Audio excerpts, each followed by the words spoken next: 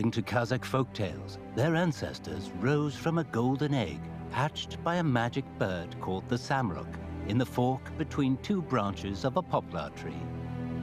This tree of myth, once the samruk's perch, can be seen standing tall in Nur-Sultan, capital of Kazakhstan.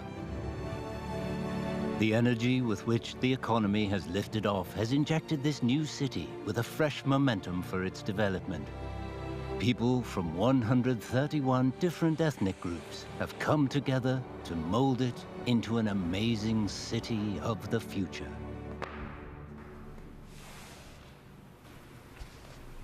Gulnar Shayamerganova is an international relations researcher.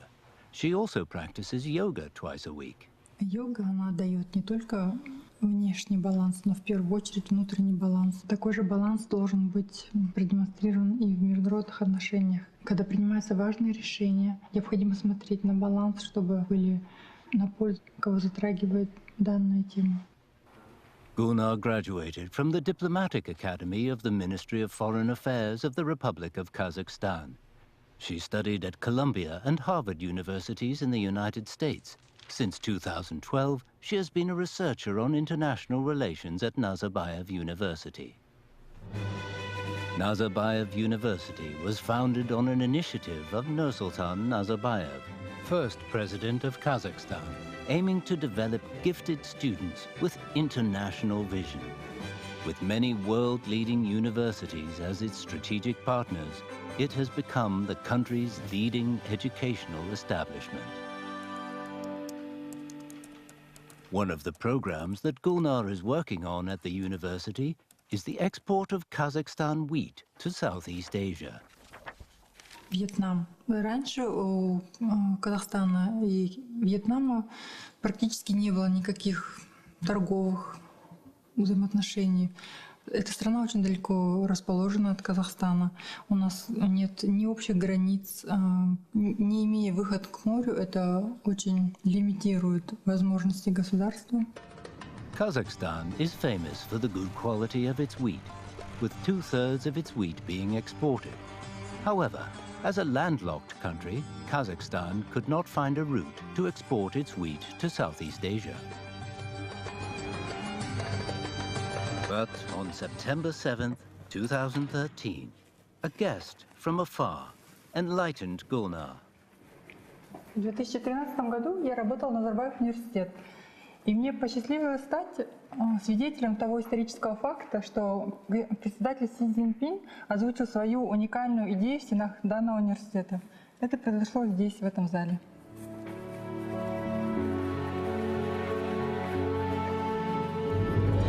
女士们、先生们、朋友们，为了使欧亚各国经济联系更加紧密，相互合作更加深入，发展空间更加广阔，我们可以用创新的合作模式，共同建设丝绸之路经济带。Речь председателя Си Цзиньпиня, которая прозвучала в стенах Назарбаев университета, она, конечно, произвела очень большое впечатление на меня.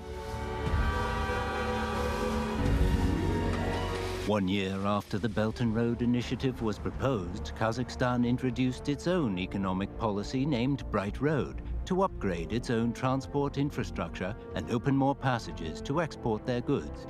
Since then, the China Railway Express trains passing through Kazakhstan give proof of the successful alignment of the two policies. Китай открыл моей стране доступ к океанам. Думаю, что не нужно объяснять, что это значит для государства, которое не имеет выхода к морю. Это совершенно новая историческая возможность для развития.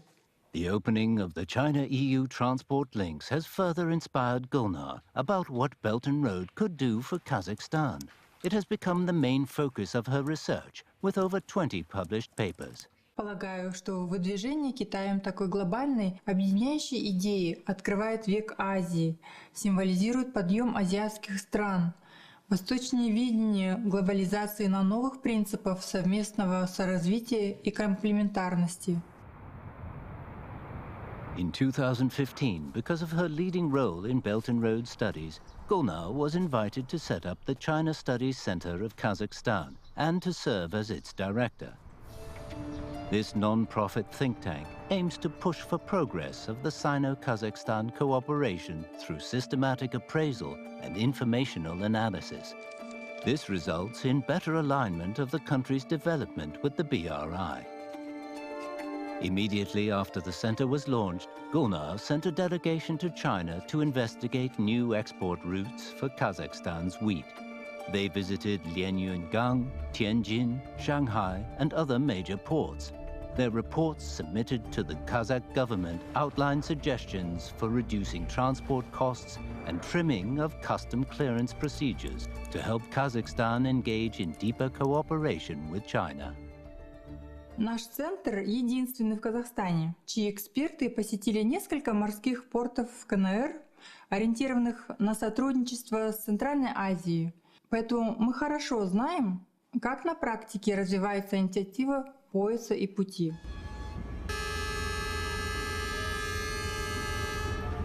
On February 5, 2017, a train loaded with over 1,000 tons of Kazakh wheat arrived at China's port city of Lianyungang. The next day, the wheat was loaded and shipped to Vietnam by sea. This was the first time Kazakh wheat had been sold into a Southeast Asian market via China. The Belt and Road Initiative is not simply a road to the west, it is a corridor of prosperity in both directions. Это показывает новые возможности для экспорта Казахстана в азиатские страны и дает большую перспективу для развития торговых отношений между странами. The wheat export program is just one of many at the Chinese Studies Center. 2 years on from the start of the center, Gulnar and her colleagues have collaborated with think tanks from China, the United States, Australia, and elsewhere, holding roundtable talks and submitting regular reports on the BRI to the Kazakhstan government. Gulnar's reports frequently make observations such as: Я бы отметила один пояс, один путь как новые широкие возможности развития, новая модель международного сотрудничества и возрождение шелкового пути в 21 веке.